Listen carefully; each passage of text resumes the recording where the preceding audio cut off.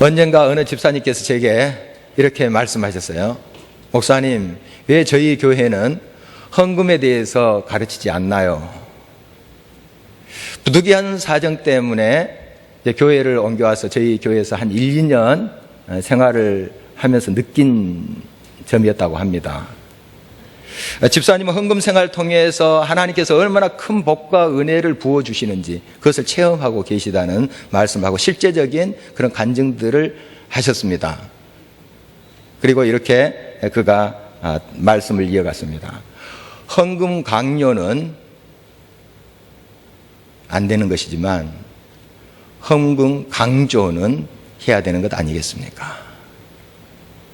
물론 강요와 강조의 구분을 명확히 한다는 문제는 남아 있습니다만은 이 집사님의 의도를 저는 100번 공감을 합니다. 그러면서 제가 변명을 했죠.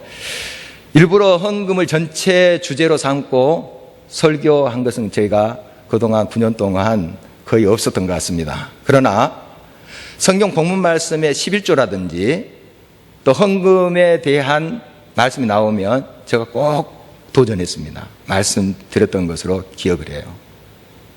그리고 세례 입교자 교육 때 꼭 이 11조 생활 강조합니다. 우리 리더들 또 제자 훈련시킬 때 또 항종지 교육시킬 때 꼭 이 점 강조하면서 교육을 시킵니다. 제가 그래서 그 내용을 가지고 변명을 드렸던 기억이 납니다.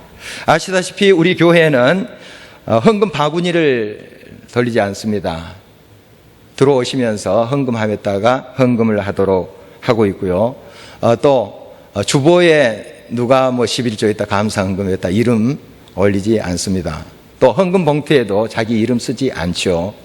주민번호 뒷자리만 쓰도록 되어 있습니다. 그것은 여러분들이 이제 기부금 납입 증명서를 뗄 때 필요한 것이기 때문에 그렇습니다.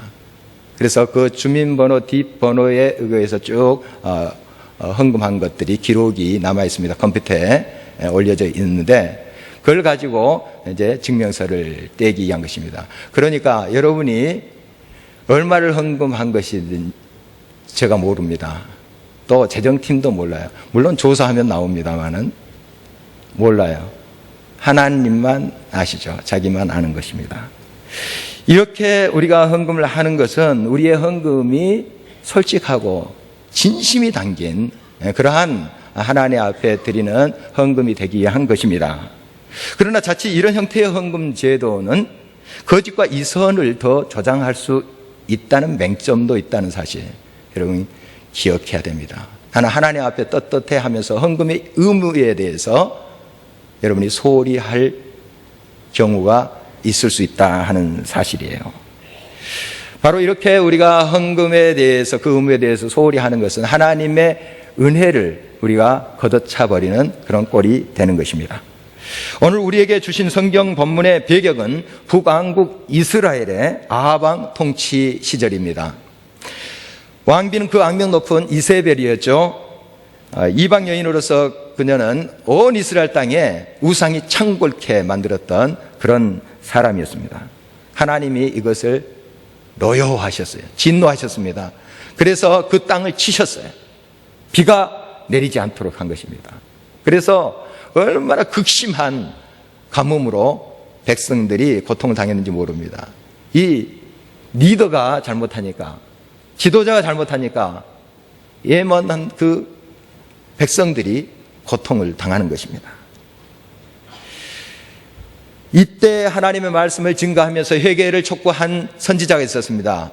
그 사람의 이름은 엘리야이죠. 하루는 하나님께서 엘리야에게 이스라엘과 인접한 그 시돈이라는 지역이 있습니다. 이방 지역인데 거기에 또 사르밧이라는 동네가 있었습니다. 거기에 살고 있는 한 가부를 만나러 가라는 거예요. 그래서 이 엘리야는 하나님의 명령에 따라서 그곳으로 갔습니다. 그 여자를 만나러 간 것이죠. 오늘 이 시간 저와 여러분도 그 사르밧에 살고 있는 한 여인을 만나러 가는 것입니다. 그녀는 남편을 여의고 어린 아들과 단둘이서 삶을 꾸리고 있었습니다.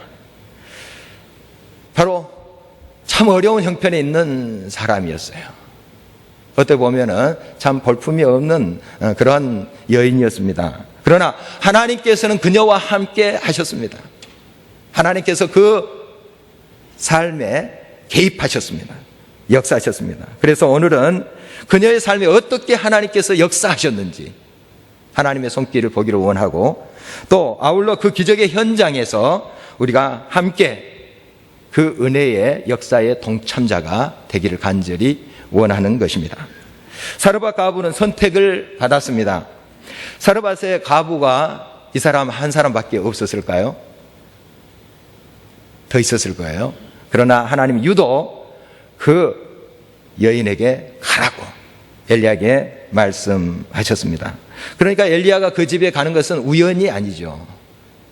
하나님의 명령에 따라서 간 것입니다. 오늘 8절 말씀에 보면 이렇게 기록되어 있습니다. 여호와의 말씀이 엘리야에게 임하여 이르시되 너는 일어나 시돈에 속한 사르밧으로 가서 거기 머물라. 내가 그곳 과부에게 명령하여 내게 음식을 주게 하였느니라. 이 여인은 말 그대로 찢어지게 가난한 그런 사람이었습니다. 남편을 여의고 이제 아들과 살아가는데, 이 당시에 그 과부는 가난한 자의 대명사입니다. 그 당시에 어떤 복지 정책도 없어요. 거의 전무한 상태예요. 그러니까 이렇게 가뭄이 들고 먹을 것이 없는 상황에서는 웬만히 가지고 있는 사람도 끼니 걱정을 해야 됩니다. 상대적으로 이 여인은 진짜 큰 고통 속에 있었습니다. 먹을 것을 제대로 갖추고 살지 못한 그런 여인이었습니다. 그런데 하나님께서 꼭 집에서 그 과부 여인에게 가라고 하시는 거예요. 무슨 라면 박스 하나를 챙겨가지고 가라는 것도 아니에요. 빈손으로 가라는 거예요. 그 여인의 입장에서 보면 얼마나 부담스럽겠어요. 이제 자기 집에는 딱 한 끼, 그것도 시장기만 지울 수 있는 그 양식밖에 없어요. 그래서 이것 먹고 자기 아들과 함께 이제 죽으리라, 이런 생각을 하고 있는 그 가정이에요. 하필이면 그 가정에 식솔 하나가 더 붙는다 생각해 보십시오. 여러분, 이해가 되지 않을 거예요. 이 여인이 이렇게 생각할 수 있어요. 하나님, 하필이면 왜 납니까? 많고 많은 사람들이 있는데 좀 넉넉한, 그래도 가뭄 속에도 그래도 좀 먹고 살만한 사람이 있을 텐데 그것으로 보내시지 왜 하필 납니까? 제 사정 제 형편 다 하시면서 이건 너무 하신 거 아닙니까? 이렇게 말할 수 있었을 것입니다. 가브리엘 천사가 요셉과 정혼한 처녀 마리아에게 나타났습니다. 그리고 대뜸 하나님의 말씀을 전하는 거예요. 내가 곧 잉태하여 아들을 낳을 것이니 그 이름을 예수라 하라. 이게 무슨 날벼락입니까? 지금 처녀입니다. 처녀가 아들을 잉태해서 낳는다고 하는 거예요. 이 당시 유대법에서는 그런 여자 돌로 찍었습니다. 죽였어요. 그런데 아들을 낳겠다는 그런 소식입니다. 마리아의 반응이 어땠을까요? 처음부터 할렐루야 했을까요? 하나님, 하필 왜 접니까? 하필 접니까? 이렇게 물었지 않았을까요? 이런 갈등과 몸부림을 거쳐서 이 마리아는 그 하나님의 뜻을 그대로 받아들이기로 했습니다. 이해는 안 돼도, 두려움이 있더라도 하나님이 그렇게 하신다고 하시니 내가 순종하겠습니다. 미천한 저를 사용해 주십시오 하고 응답했습니다. 누가복음 1장 46절에서 55절을 보면 이 마리아의 찬가가 나와요. 이런 소식을 듣고 부른 찬양이에요. 찬양이에요. 앞부분이 이렇게 되어 있습니다. 내 영혼이 주를 찬양하며 내 마음이 하나님 내 구주를 기뻐하였음은 그의 여종의 비천함을 돌보셨음이라. 보라, 이제 후로는 만세의 나를 복이 있다 일컬으리로다. 곧 있으면 다 발각되어서 죽을지도 몰라요. 그런 여인이 찬송을 하고 있어요. 찬송을 하고 있습니다. 이에 앞서서 세례 요한의 어머니인 엘리사벳을 이 마리아가 방문하게 됩니다. 이제 잉태한 그런 몸을 가지고 이 엘리사벳을 방문하게 되는데, 엘리사벳이 그걸 딱 보니까 기가 막힐 거 아니에요. 우리 식대로 한번 생각해 보십시오. 아이고, 이를 어째? 정말 불쌍하고 가련한 사람아. 아마 그랬을 것 같은데 성경은 그렇게 기록하지 않습니다. 여자 중에 내가 복이 있으며 내 태중의 아이도 복이 있도다 하고 찬양하는 모습을 우리가 성경에서 만나볼 수가 있습니다. 정말 얼마나 충격적인 그런 사실 앞에 이렇게 그들은 나아갔죠. 믿음으로 주님을 바라본 것입니다. 믿음으로 하나님의 뜻을 그대로 아멘 하면서 받아들인 거예요. 그러니 이렇게 정말 믿음의 찬양이 그들의 마음속으로부터 터져나온 것이 아니겠습니까? 오늘 본문 9절 말씀 하반을 보니까 사르밧 과부는 이미 하나님의 명령을 받은 거예요. 누군가 올 것이다. 그리고 밥 좀 달라 할 거다. 마음의 준비를 시킨 거예요. 사실 오늘 본문을 정확히 여러분 살피면 뜬금없이 어떤 사람 나타나서 밥 주소 한 게 아니고 누가 그럴 것이다 예비시킨 거예요. 그러나 현실이 너무 충격적이고 참담할 때는 우리가 그 생각 잊어버립니다. 현실에 눈을 두고 있기 때문에 그렇죠. 여인의 마음이 아마 그랬을 거라고 추측이 됩니다. 그 한 사람 엘리야가 나타나서 물 좀 주시오 했습니다. 물이야 좀 구할 수 있지 않습니까? 그래서 물을 이제 가지러 가는데 또 그 발걸음을 멈추게 합니다. 떡 한 쪽 주시오 하는 거예요. 이 떡 한 조각은 이 여인에게 있어서 잉여가 아닙니다. 생명이에요. 남아 돌아가는 것이 아니에요. 이거 먹고 죽으리라 하는 거예요. 잉여가 아니라 생명입니다. 자신의 모든 거예요. 그걸 달라고 하는 거예요. 참 이 사람 뻔뻔스럽게 짝이 없다 이런 생각이 들지 않겠습니까? 이 여인은 그러나 하나님께서 또 미리 그 여인에게 명령을 하셨고 또 그것이 또 기억나서 순종합니다. 다 이해할 수 없어도 하나님의 말씀에 순종합니다. 그래서 자신의 가지고 있는 그것을 가지고 이제 엘리야를 대접하는 모습을 보게 됩니다. 몇 년 전에 한 일간지에 나온 기사예요. 선교 활동을 많이 하는 기업으로 소문난 이제 주식회사 신원의 영업부에 한 할머니가 전화를 거셨어요. 자기가 이 모은 돈이 좀 있는데 이거 좋은 일에 선교 사역에 좀 썼으면 좋겠다 해서 보내온 거예요. 이름도 밝히지 않고 연락처도 주지 않습니다. 그리고 자기 집 인근에 그 전철역이 있는데 그 옆에 지구대가 있었나 봐요. 거기다 맡겨 되겠으니 찾아가라는 거예요. 그래서 이제 직원이 달려갔죠. 그래서 그것을 이제 전달받았는데 항아리예요. 항아리인데 그 항아리에 1,000원짜리를 차곡차곡 쌓아놓은 거예요. 항아리에. 나중에 세어보니까 그게 한 300만 원 정도 됐다고 하는데요. 300만 원. 어떤 사람이 있어서는 하루 저녁 유흥비도 안 되는 돈입니다. 그러나 이 할머니에 있어서는 그게 얼마나 귀한 돈이겠어요. 꼬깃꼬깃 한 장씩 쌓아놓은 것인데 얼마나 귀한 돈이겠어요. 그걸 탁 바친 거예요. 그것을 가지고 이제 네팔에 있는 교회들을 세웠다고 그렇게 합니다. 같은 일간지예요. 한 4개월 후에 6월에 또 기사가 났는데 이 할머니가 또 아끼고 아껴서 적금을 들었나 봐요. 한 500만 원 정도 되는데 이것도 선교사에게 써달라고 그냥 보낸 거예요. 여러분, 이 작은 것이지만 자기의 모든 것을 쏟아서 이렇게 헌신한 이 삶을 통해서 하나님께서는 놀라운 일들을 벌이십니다. 이것이 뉴스에 나가게 됐잖아요. 사람들이 감동을 받는 거예요. 동참하게 된 겁니다.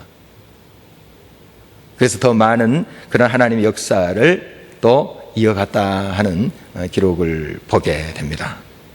부족합니다만 우리 교회는 해마다 동아고등학교에 장학금을 전달하고 있습니다.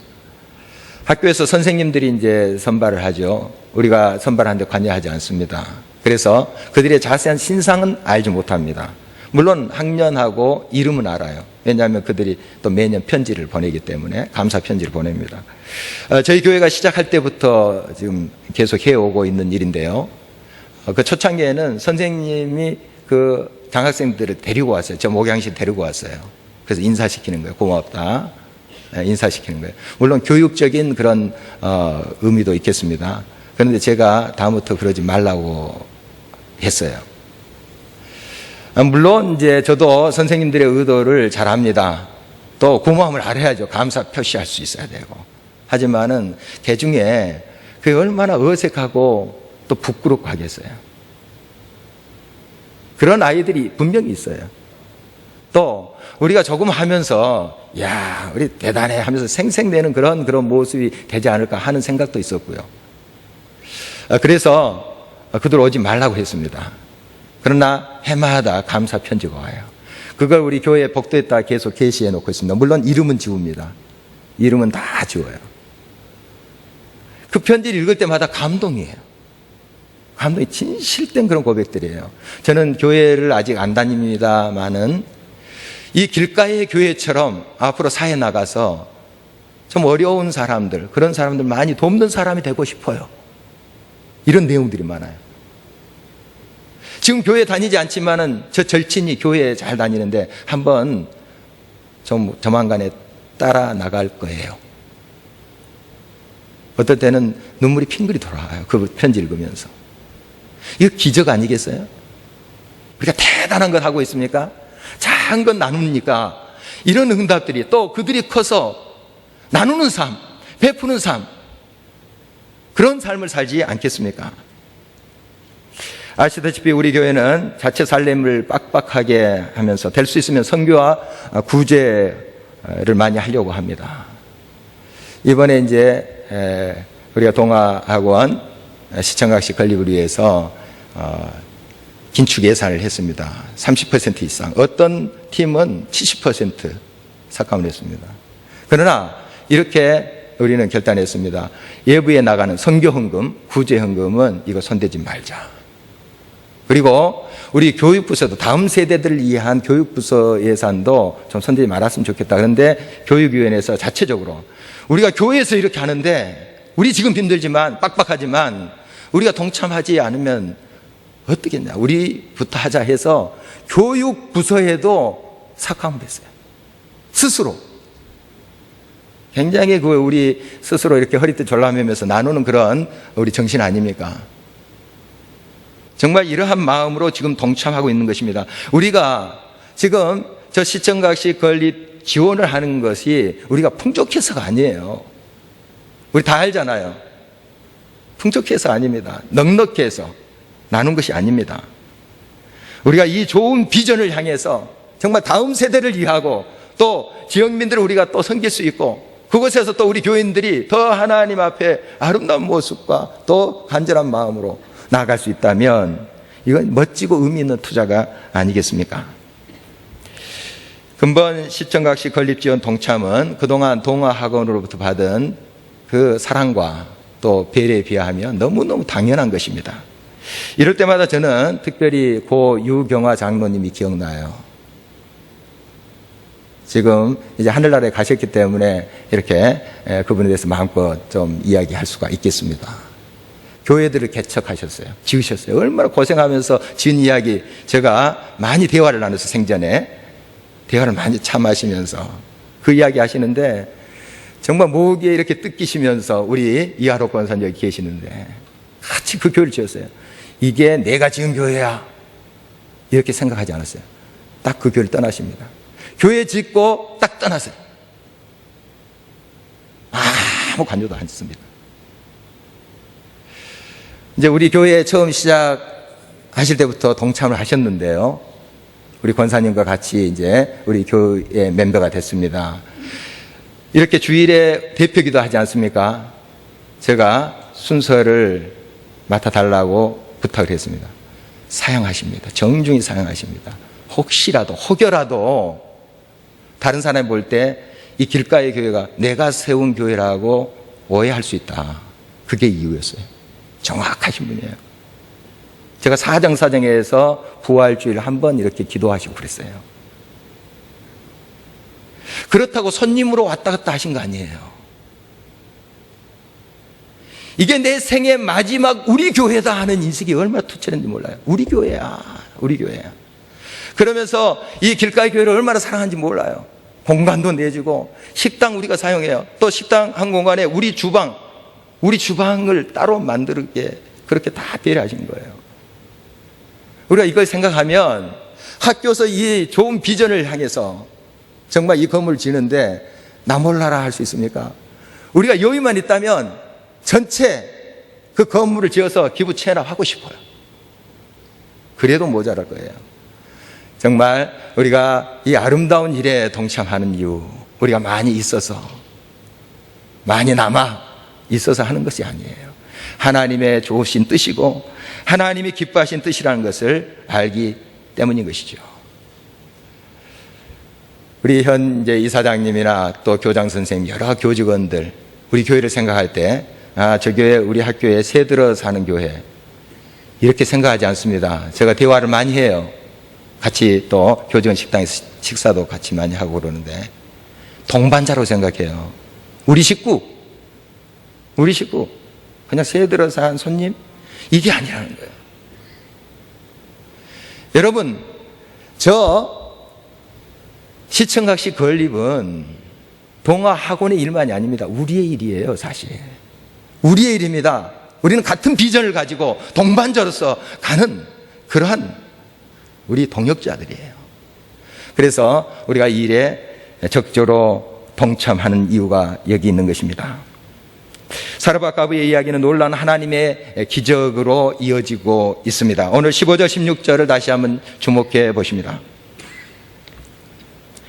그가 가서 엘리야의 말대로 하였더니 그와 엘리야와 그의 식구가 여러 날 먹었으나 여호와께서 엘리야를 통하여 하신 말씀같이 통의 가루가 떨어지지 아니하고 병의 기름이 없어지지 아니하니라.